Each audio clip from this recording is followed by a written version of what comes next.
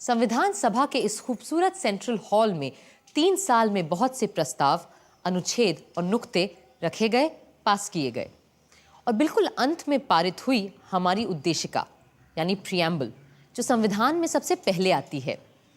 संविधान अगर एक राजनीतिक संवैधानिक दस्तावेज है तो ये उद्देशिका उसका दार्शनिक नजरिया, the philosophic vision document of our constitution. इस उद्देशिका की नींव शुरुआत में ही संविधान सभा के 5वें दिन 13 दिसंबर 1946 को रख दी गई, जब पंडित जवाहरलाल नेहरू ने सभा में एम्स एंड ऑब्जेक्टिव्स रेजोल्यूशन को रखा था। ये संविधान सभा अपना पक्का अहद जाहिर करती है कि हम भारत को एक आजाद खुद मुख्तार जमहूरियत घोषित करते हैं। आजाद खुद मुख्तार जमहूरियत हिंदुस्तान को अपनी सारी सत्ता जनता से ही हासिल होगी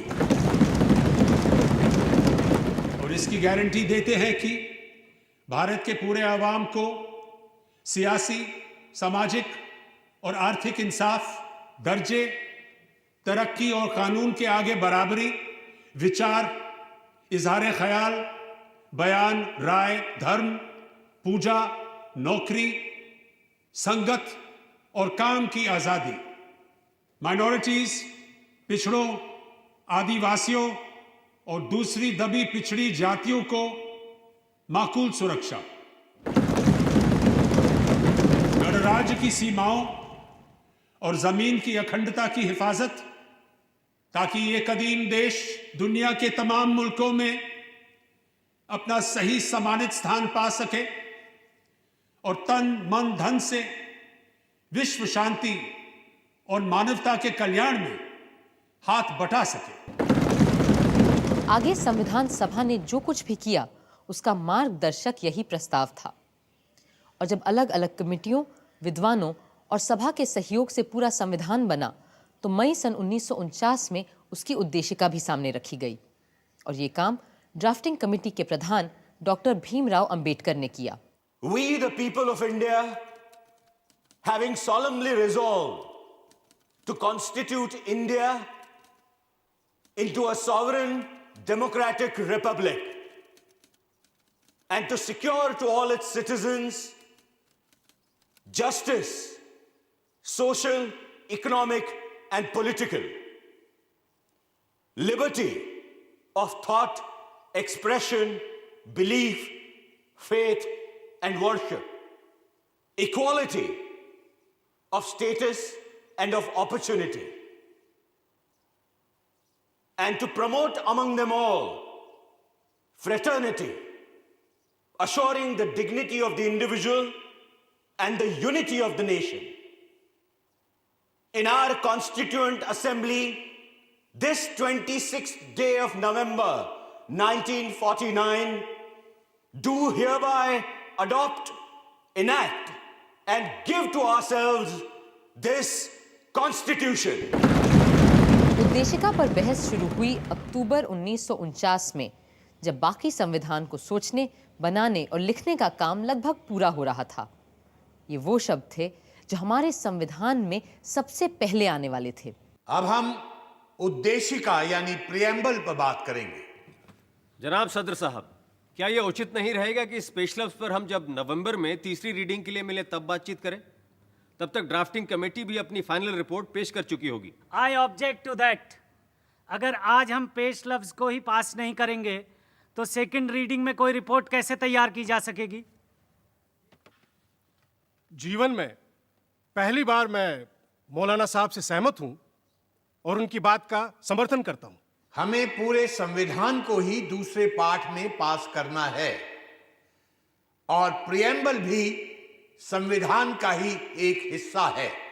इसलिए उद्देशिका को अब हम टाल नहीं सकते, लेकिन मुझे लग रहा है कि हसरत मोहानी साहब का अमेंडमेंट अहम है, जिसमें इन्होंने कुछ नए मुद्दे उठाने की कोशिश की है।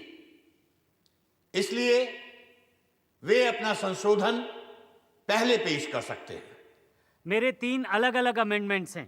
पहला ये कि हमें प्रीएम्बल में लफ्ज सॉवरेन डेमोक्रेटिक रिपब्लिक के बजाय अ सॉवरेन फेडरल रिपब्लिक या अ सॉवरेन इंडिपेंडेंट रिपब्लिक लिखना चाहिए। लेकिन मेरे दोस्त डॉक्टर अंबेडकर ने बड़ी मक्कारी से दो अहम अल्फाज फेडरल और इंडिपेंडेंट को हटा दिया है और उनकी जगह वो डेमोक्रेटिक लफ्ज ले आए हैं। सर मैं एक पॉइंट ऑफ ऑर्डर उठाना चाहता हूं कि अगर ये संशोधन पारित किए गए तो इसका नतीजा ये होगा कि हमें पूरे संविधान को ही दोबारा से लिखना पड़ेगा। हाँ, पर जिम्मेदार कौन है इसके लिए? मैंने शुरू में ही आप लोगों को रोकने की पुरजोर कोशिश की थी। मैंने तभी कहा था अगर आप हिंदुस्तान के मुस्तकबिल का फैसला लिखने जा रहे हैं तो पहले ये तय कर लीजिए कि किस किस्म के आइन का तसव्वुर कर रहे हैं। मौलाना हसरत मोहानी के 2 संशोधन पारित नहीं हो पाए मगर वो अड़े रहे। अब मेरा तीसरा अमेंडमेंट, मेरी तजवीज़ है कि लफ्ज़ सॉवरेन डेमोक्रेटिक रिपब्लिक की जगह हमें union of Indian socialist republics कहना चाहिए, यानी बिल्कुल यूएसएसआर की तर्ज पर UISR। क्या आप सचमुच चाहते हैं कि हमारा संविधान यूएसएसआर की तर्ज पर बनाया जाना चाहिए? लफ्ज़ सोवियत सुनते ही मेरे कुछ दोस्तों के कान खड़े हो जाते हैं और वो कहते हैं कि ये मौलाना तो सोवियत सरकार का एजेंट है। अरे रूस तो दूर, मेरा तो हिंदुस्तानी कम्युनिस्टों से तक कोई ताल्लुक नहीं है। मैंने उनका साथ कब का छोड़ दिया, क्योंकि एक मर्तबा इन्होंने ये बयान जारी करने की गलती कर डाली थी कि हमें अंग्रेज़ों का साथ देना चाहिए ताकि हम मिलकर हिटलर से मुकाबला कर सकें। मैंने उसी वक्त कह दिया था, anybody who helps foreign government, especially the British government, under any terms for any motive, I say he is wrong. मौलाना साहब, हम यहां आपकी जिंदगी की दास्तान पर नहीं, हिंदुस्तान के आइन पर बात करने बैठे हैं। आप बस अपने अमेंडमेंट पर बोलिए। जैसा आप मुनासिब समझे। मेरी इस असेंबली से और डॉक्टर अंबेडकर से बस इतनी गुजारिश है कि वो सारी सियासी माइनॉरिटीज़ को उसी हमदर्दी की नज़र से देखें जैसा सोवियत यूनियन ने अपने यहाँ किया है। इसी के साथ मैं अपना अमेंडमेंट मूव करता हूँ और डॉक्टर अंबेडकर से गुजारिश करता हूँ कि वो इसे कबूल कर लें। मौलाना हसरत मोहानी जितने कोमल शायर थे उतने ही तीखे वक्ता, पर उनके बाकी सारे संशोधन प्रस्ताव भी नामंजूर कर दिए गए। मगर दूसरे सदस्य भी आसानी से मानने वाले कहाँ थे, खास करके श्री HV कामत, जो हमारी उद्देशिका में भगवान को ले आना चाहते थे। I move the following phrase to be substituted for the proposed preamble. In the name of God, we, the people of India. Sir, the amendment is already there in the first line. My amendment means, in the name of God, we do this and that. No long speech is needed to commend this motion. Sir, if Mr. Kamat's amendment is accepted, that would amount to compulsion in the matter of faith. Freedom of faith is a fundamental right. According to the Constitution, a man has right to believe in God or not. Therefore, this amendment should be ruled out. Though I am myself a strong believer in God. Sir, may I move an amendment to that of Shri Kamath? That instead of in the name of God, would he be pleased to accept in the name of the goddess? Sir, it is not a matter of laughter with me. I believe in a goddess. I belong to Kamrup, where the goddess Kamakhya is worshipped. Sir, God includes goddess as well. So if we bring in the name of God at all, we should bring in the name of the goddess also. See, in my opinion, this amendment should not have been brought. But as it has been brought, this is my point of view. Now I have to put the amendment moved by Mr. Kamath to vote. Mr. President, the flame of God is invoked by every nation upon earth. And God is an impartial entity, and he should be allowed to remain so. With these words, I appeal to Mr. Kamath not to put us into any embarrassment of voting upon God. I claim a division. Sir, I want a division on this question. I also want a division. There is no alternative left to me. Those in favor may raise their hands. Those opposed may raise their hands. No. The amendment is rejected. Sir, this is a black day in our history. God save India. भगवान के अलावा महात्मा गांधी का भी मुद्दा था, जो अपने भक्तों के लिए किसी भगवान से कम नहीं थे। Sir, I beg to move कि उद्देशिका में निम्नलिखित को बदल दिया जाए। सर्वशक्तिमान भगवान जिनके प्रताप और मार्गदर्शन में हमारे राष्ट्रपिता महात्मा गांधी ने देश का नेतृत्व किया और हमें गुलामी से आजादी की ओर ले गए। आई ओपोज द अमेंडमेंट। मैं नहीं चाहता कि महात्मा गांधी का नाम हमारे संविधान में लिया जाए, क्योंकि यह संविधान गांधीवादी है ही नहीं। हमें अपने राष्ट्रपिता का नाम बहुत सोच समझकर ही इस्तेमाल करना चाहिए। यह उनके प्रति सम्मान और प्रेम का ही सबूत होगा अगर हम उनका नाम संविधान में ना ही घसीटें। आदरणीय आचार्य कृपलानी जी की अपील पर मैं अपना संशोधन प्रस्ताव वापस लेता हूं। बात सिर्फ ईश्वर या बापू के नाम की ही नहीं थी। कई लोग बहुत से नए शब्द और विचार उद्देशिका में लाना चाहते थे जो कम महत्व के नहीं थे। हम भारत के लोग भारत को एक संपूर्ण प्रभुत्व संपन्न लोकतांत्रिक गणराज्य बनाने के लिए देश के प्रत्येक नागरिक को निम्न चीजें देने का प्रण करते हैं। 1, जीवन यापन का यथोचित मौका। 2, मुफ्त और लाजमी शिक्षा। 3, मुफ्त दवा इलाज। 4, कंपलसरी मिलिट्री ट्रेनिंग। एक ऊंट और मोटरसाइकिल भी दिलवा दीजिए ना सबको। ये आप प्रस्तावित कीजिए ना। सर, धर्मनिरपेक्ष यानी सेकुलर शब्द को हमारे संविधान में जगह ही नहीं मिली, जबकि हमारे कई राष्ट्र नेताओं ने कई बार इस शब्द पर बहुत जोर दिया है। मैं कहता हूं कि हमें इस शब्द को अपने प्रीएम्बल में शामिल कर देना चाहिए, क्योंकि इससे माइनॉरिटीज के दिल को संबल मिलेगा और साथ ही में वो जो लोफरगिरी हमारे पॉलिटिक्स में घुस आई है वो भी थोड़ी कम हो जाएगी। सर, मैं एक और शब्द पर जोर डालना चाहूंगा और वो है समाजवाद, सोशलिज्म।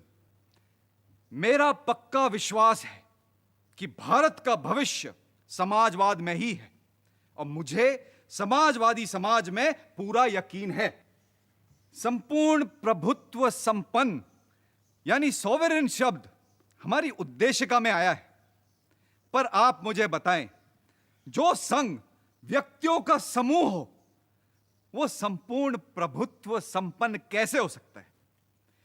इसलिए मैं प्रभुत्व के विचार के ही खिलाफ हूं।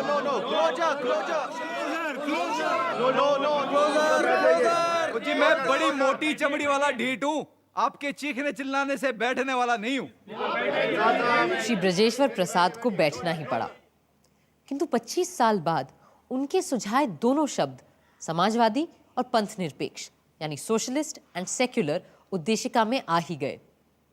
उधर श्रीमती पूर्णिमा बैनर्जी ने कई महत्वपूर्ण नुक्ते सामने रखे। Sir, I feel that the preamble forms one of the most important parts of the Constitution. It lays down the goals to which we are striving and stands as a charter of our freedom and a measure of our success or failure. I do not think that we should be content with considering the masses of our people as sovereign just because once they go to the polls every 5 years, their sovereignty is secure.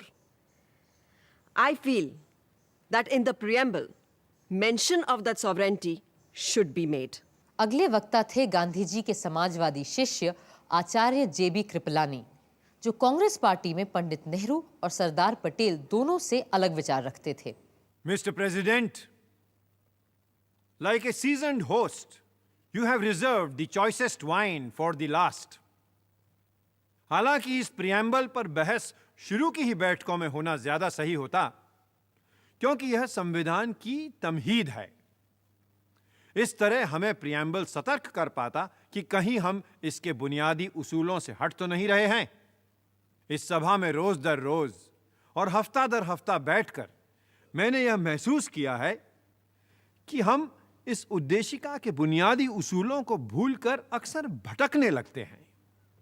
Yes, we get distracted. ये उसूल वैसे तो कानूनी या संवैधानिक उसूल नहीं है, बल्कि आत्मिक और सैद्धांतिक हैं। अब जमहूरियत या जनतंत्र को ही ले लीजिए। What exactly is democracy? जनतंत्र एक इशारा है इंसान की बराबरी का, भाईचारे का, and it encompasses the great humane principle of non-violence.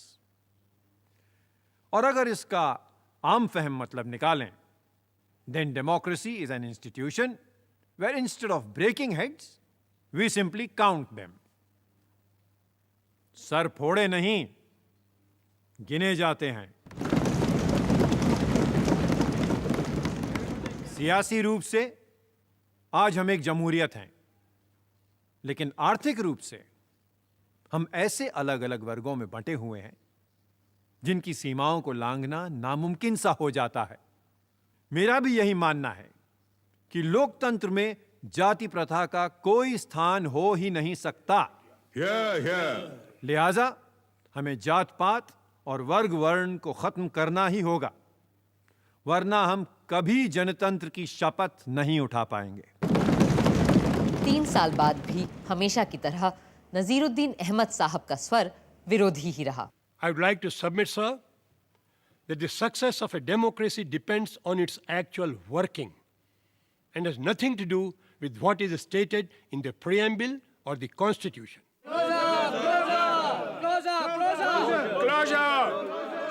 I take it that the closure is accepted.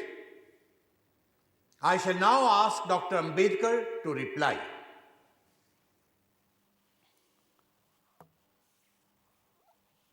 Sir, the point in the amendment which is supposed to make it different from the preamble drafted by the drafting committee lies in the addition of the words, "the people from whom is derived all power and authority." So why don't you accept it?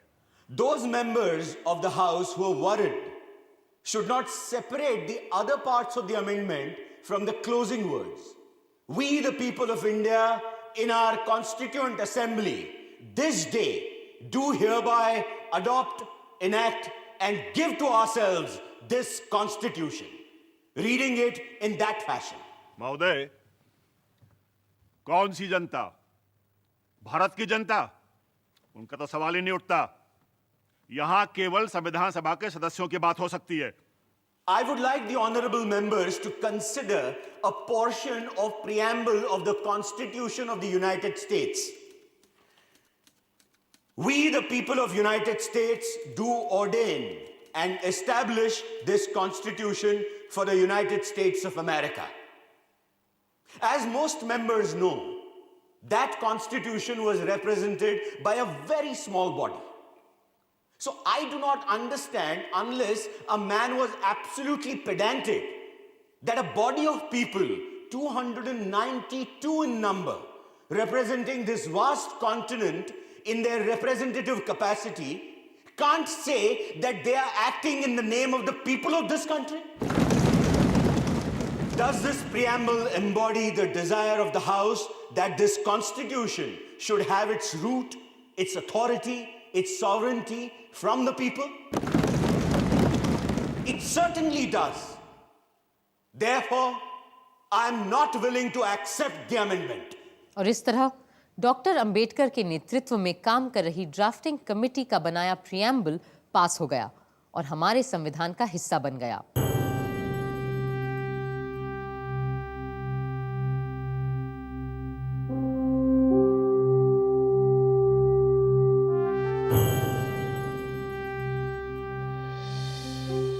साल की अथक मेहनत रंग ला रही थी और सदियों से अंग्रेजों की गुलामी और राजे रजवाड़ों की दास्ता में बंधा देश आज अपनी मर्जी से अपने बनाए रास्ते पे चलने जा रहा था.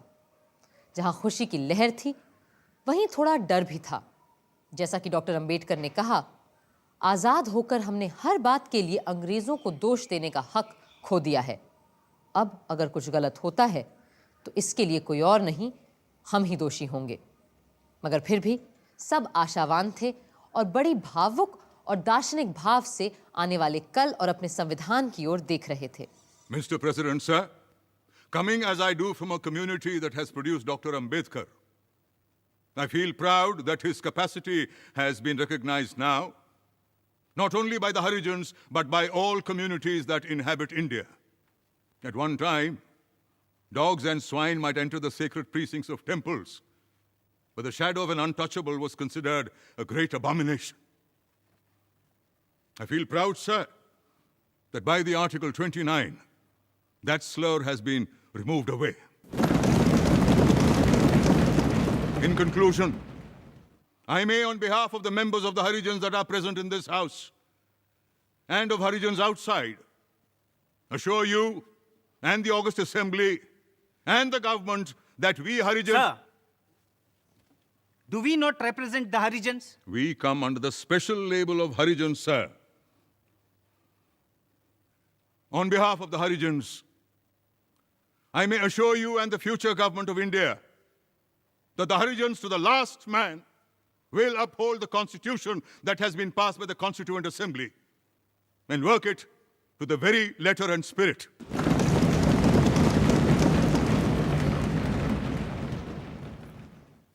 Sir, it is something like this. We wanted the music of Veena or Sitar, but here we have the music of an English band. The first and foremost advice which Mahatma Gandhi ji gave in his picturesque language was that the constitutional structure of this country ought to be broad-based and pyramid-like. It should be built from the bottom and should taper right up to the top. What has been done is just the reverse. The pyramid has been reversed. Whether or not we are right in having discarded Gandhiji's idea of constitution making, it is too soon for us to judge. The future will judge for itself. Samajwadi चिंतक professor K.T.. Shah का संविधान की कई धाराओं से बड़ा विरोध था, फिर भी वो आशावान थे। सभापति महोदय, ये हो सकता है कि हमारा संविधान अपने इरादे और आकार में लोकतांत्रिक हो, पर लोकतंत्र के मंत्र जनता की, जनता द्वारा, जनता के लिए सरकार के आदर्श से हम बहुत दूर हैं। अगर हम संविधान की विभिन्न धाराओं को गौर से परख के देखें, फिर भी ये भी विश्वास है कि सारी कमियों के बावजूद हम इस संविधान को सही तरह बरतें तो निकट भविष्य में ना सही 5-10 बरस के अंदर हम देश में सच्चा लोकतंत्र स्थापित कर सकेंगे। तभी देश की जनता इस देश की सच्ची शासक बन पाएगी। सदर साहब, संविधान सभा ने सबसे बड़ा खतरा हर वयस्क को मताधिकार देकर मोल लिया है। मैं ये भी बता दूं कि मैं इसे खतरा क्यों कह रहा हूं। हमारे देश की 85% जनता अनपढ़ है, मगर सदर साहब फिर भी मैं कहूंगा कि हमने ये खतरा सही अपनाया है, सोच समझ के ये दांव लगाया है, क्योंकि बिना हर वयस्क को मताधिकार दिए हमारा प्रजातंत्र बिल्कुल निरर्थक साबित होता।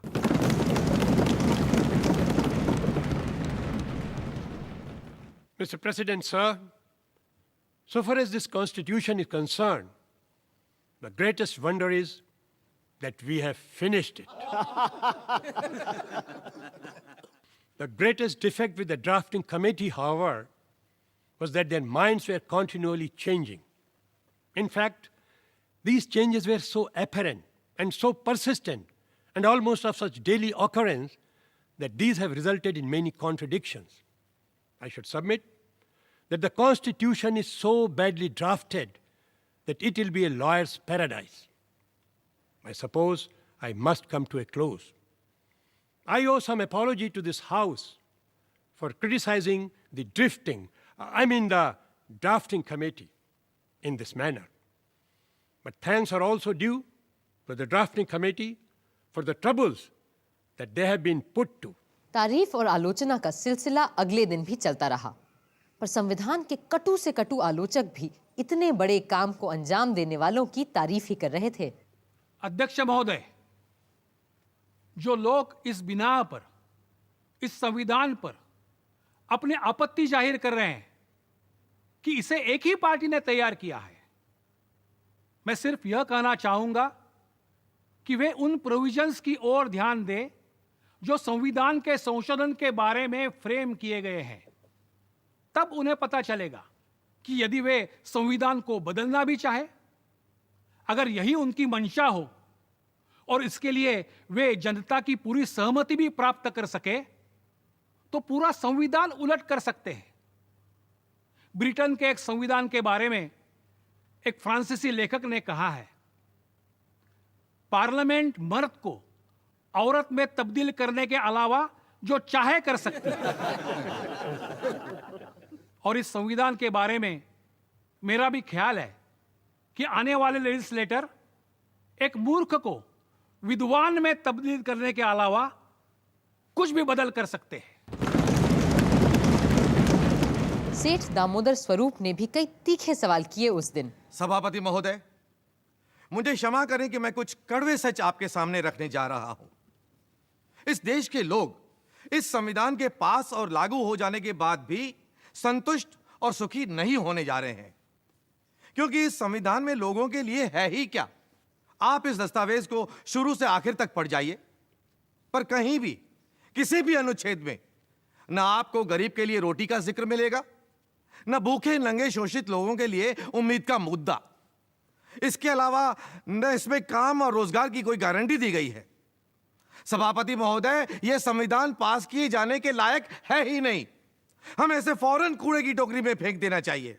और हम ये करें या ना करें, देश की जनता खुद इस संविधान को कभी स्वीकार नहीं करेगी। एक के बाद एक कई लोगों ने सवालों की झड़ी लगा दी। सर, हमने हर इंसान को समता तो दी है, पर इस संविधान में स्वतंत्रता को हमने नजरअंदाज कर दिया है। मैं यह सोच भी नहीं सकता था कि स्वतंत्र भारत के संविधान में बिना मुकदमे की हिरासत की इजाजत को मौलिक अधिकारों में जगह मिलेगी। अपनी जवानी के 10 साल बरतानी गुलामी के दिनों में जालिम जेलों और काल कोठरियों में बिताने के बाद मैं अच्छी तरह जानता हूं कि बिना मुकदमे की कैद में रहने वालों को किन यंत्रणाओं से गुजरना पड़ता है। मैं कभी किसी ऐसे प्रावधान का समर्थन नहीं कर सकता। कुछ का कहना था कि संविधान में बहुत सी बेकार की चीजें भी शामिल कर ली गई हैं। Sir, I cannot understand why we had to go to such details as to put in the salaries of high dignitaries of the state, like the president and the salaries of judges in the Constitution. I should like to point out that in the modern world, where money is always changing in value, a sum of rupees 5,000 today may tomorrow be worth only 500 or 5. So in the Constitution, what purpose can it serve by prescribing the exact amount of the salaries? Mr. President, my bitter complaint is that the Constitution is silent about death sentence. I wish we had put in the Constitution that there should be no death sentence. Mr. Chaudhary, you are becoming very serious. I am always serious, sir, but others take me lightly. After all, we are followers of Mahatma Gandhi, who had adopted to some extent the teachings of Jesus Christ. You must not take eye for an eye. You must not take a tooth for a tooth. You must not take a life for a life. Shri Brajeshwar प्रसाद ने तो संविधान का विरोध करने का एक अलग तरीका ही इजाद किया। मिस्टर प्रेसिडेंट, सर, मैं इस कॉन्स्टिट्यूशन को अपना कंडीशनल और आधा अधूरा पूर्ण समर्थन देने के लिए खड़ा हुआ हूं। यदि इसमें हिंदी भाषा और अस्पृश्यता उन्मूलन जैसी चीजें ना होती तो मैं इसका समर्थन कर ही नहीं सकता था। मैं केवल इस बात के लिए संविधान का समर्थन करता हूं कि ये यूनिटरी है, पर फेडरलिज्म, सूबों की एनाटॉमी, पार्लियामेंटरिज्म, एडल्ट फ्रेंचाइज और फंडामेंटलाइज का मैं घोर विरोधी हूं। मेरी ऑनरेबल मेंबर से ये अपील है कि वो अपनी बात जरा धीरे धीरे कहें। तूफान महल की तरह दौड़ दौड़ मत जा। जी, मैं धीरे धीरे ही बोलता अगर सदर साहब मुझे अपनी बात कहने का थोड़ा और वक्त देते। खैर, हमारे महान महात्मा गांधी जी खुद विकेंद्रीकरण या डिसेंट्रलाइजेशन के हामी थे। उनके लिए डिसेंट्रलाइजेशन राम राज्य की तरह ले जाने वाला रास्ता था। सिर्फ एक अहिंसक समाज में जहां हर तरह की हिंसा समाप्त हो चुकी हो, हम विकेंद्रीकरण की बात सोच सकते हैं। भाई, मुझे 1-2 मिनट और देंगे क्या आप? बिल्कुल नहीं, बल्कि आप अपना भाषण मुझे दे दीजिए। तो इसे पढ़ा हुआ मान लीजिए। और इस तरह आया सभा का आखिरी ऐतिहासिक दिन। इस दिन भी कई लोगों को बोलना था और श्री महावीर त्यागी ने बड़े पते की बात की। हालांकि मैं हर तरह से इस संविधान की इज्जत और तारीफ करता हूं, मगर फिर भी एक चीज यहां ऐसी है जिसका मुझे बड़ा डर है, और ये डर मुझे उस वर्ग से है जिसे हर जगह लोकतंत्र पैदा करता आया है, और वो है ऐसे लोगों का वर्ग जिनके लिए राजनीति ही उनका जरिया या माश बन जाता है, उनका पेशा, उनका धंधा बन जाता है। अगर हमारा लोकतंत्र भी ऐसे लोगों के हाथ आ गया जिनके पास और कोई काम ही नहीं सिवाय पार्लियामेंट की मेंबरी और मंत्री बन जाने के, तब तो हमारे लोकतंत्र को डूबने से कोई नहीं बचा सकता। इस बात का मुझे पक्का यकीन है। तजम्मुल हुसैन साहब ने पाकिस्तान के संविधान की चर्चा की। जनाब सदर साहब, हम पर बार बार यह तोहमत लगाई गई है कि हमने अपना आयन तैयार करने में बहुत ज्यादा वक्त लगा दिया है। इस तरह के एतराज करने वालों को मैं एक बात याद दिला देना चाहता हूं कि दो मुल्कों ने एक ही दिन, तकरीबन एक ही तारीख को अपने अपने आयन तैयार करने का बीड़ा उठाया था। हम तो हमारा काम पूरा कर चुके, अलबत्ता हमारा पड़ोसी देश अभी भी अपने पहले कदम से आगे नहीं बढ़ पाया है। पाकिस्तान का संविधान बनने में 3 नहीं पूरे 25 बरस लगे और उनका संविधान सन 1972 में जाकर बन पाया। मगर हमारा संविधान सोचने, बनाने और लिखने में सबसे बड़ा हाथ बटाने वाले डॉक्टर भीमराव अंबेडकर संविधान सभा के आखिरी ऐतिहासिक वक्ता के रूप में खड़े हुए।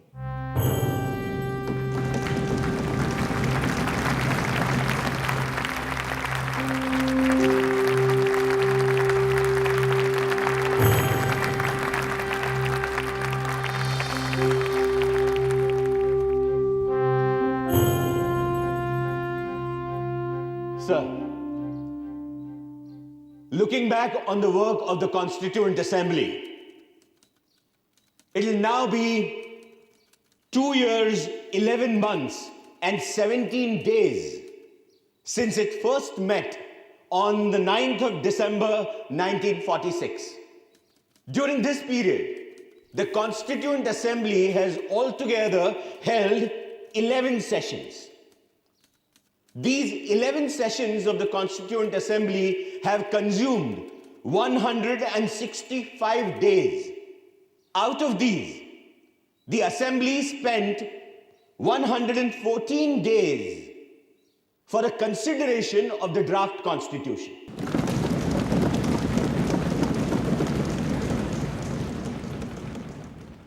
Coming to the drafting committee, it was elected by the Constituent Assembly on 29th of August 1947.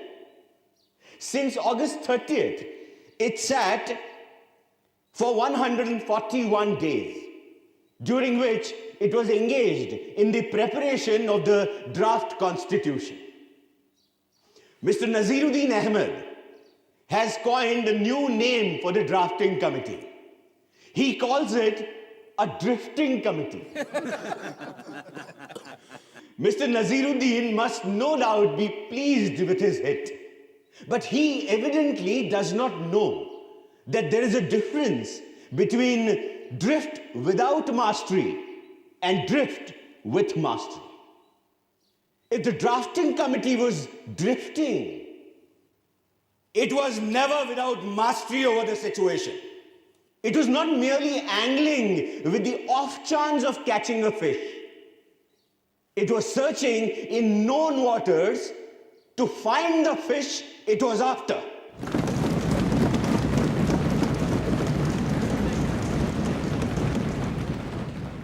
I'm glad to find that with the exception of a solitary member, there is a general consensus of appreciation from the members of the Constituent Assembly of the work done by the drafting committee. I feel so overwhelmed that I cannot find adequate words to express fully my gratitude to them. I came into the Constituent Assembly with no greater aspiration than to safeguard the interests of the scheduled castes. I had not the remotest idea that I would be called upon to undertake more responsible functions. The credit that is given to me does not really belong to me. It belongs partly to Sir Benegal Narsingh Rao, the constitutional advisor to the Constituent Assembly, who prepared a rough draft of the Constitution. Much greater share must go to Mr. S.N. Mukherjee, the chief draftsman of the Constitution. On the 26th January 1950, India would be a democratic nation, in the sense that India from that day would have a government of the people, by the people, and for the people.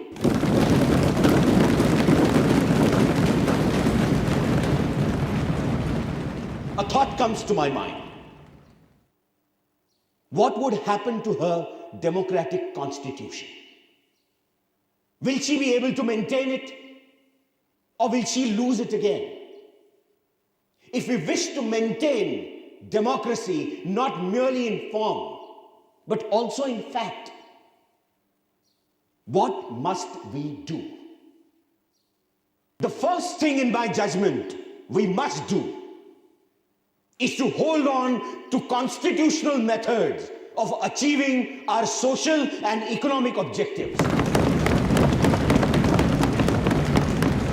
It means we must abandon the bloody methods of revolution. It means that we must abandon the method of civil disobedience, non-cooperation, and satyagraha. Where constitutional methods are open, there can be no justification for these unconstitutional methods. These methods are nothing but the grammar of anarchy.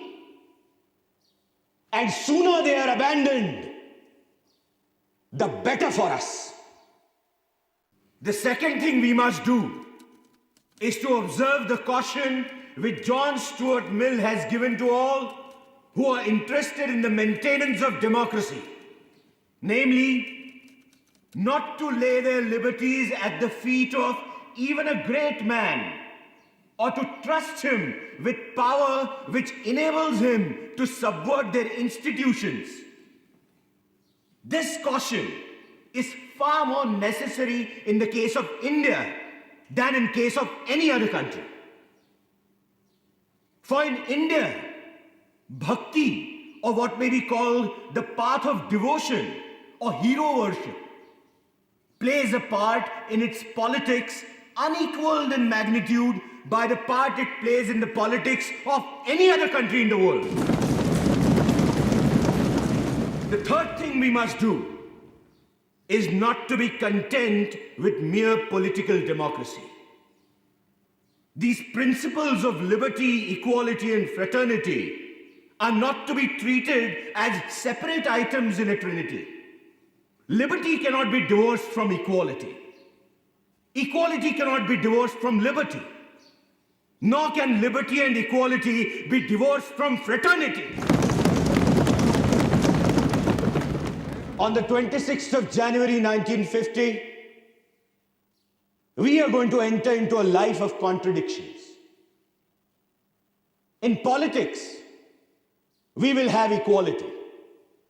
And in social and economic life, we will have inequality. In politics, we will be recognizing the principle of one man, one vote, and one vote, one value. In our social and economic life, we shall, by reason of our social and economic structure, continue to deny the principle of one man, one value. How long shall we continue to live this life of contradictions? How long shall we continue to deny equality in our social and economic life? If we continue to deny it for long, we will do so only by putting our political democracy in peril.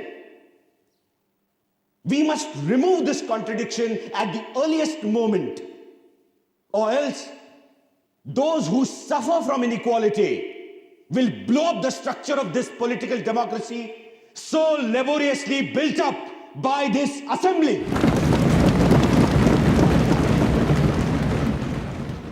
Doctor Ambedkar के बोले गए शब्द आज भी जैसे इस सदन में गूंजते रहते हैं। अब सिर्फ एक काम बचा था, संविधान का अनुमोदन और उस पर सारे सदस्यों के हस्ताक्षर। It now remains to put the motion moved by Dr. Ambedkar to the vote of the House. The question is that the constitutions settled by this assembly be passed. The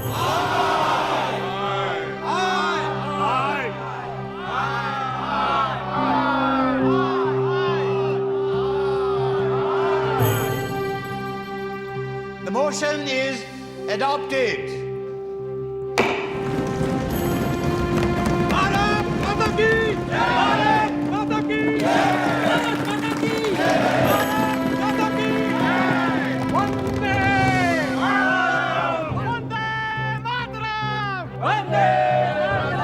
Mahatma Gandhi की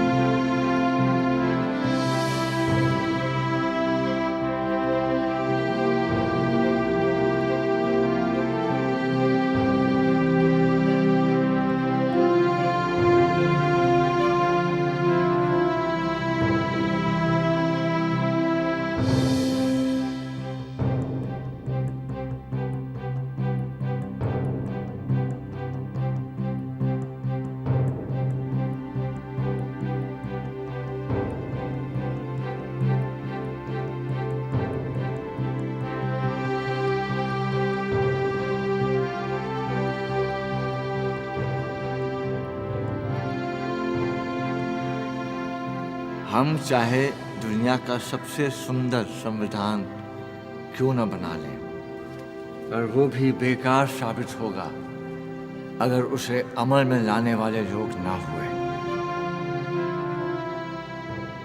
24 जनवरी को संविधान सभा आखिरी बार एक महत्वपूर्ण काम के लिए मिली।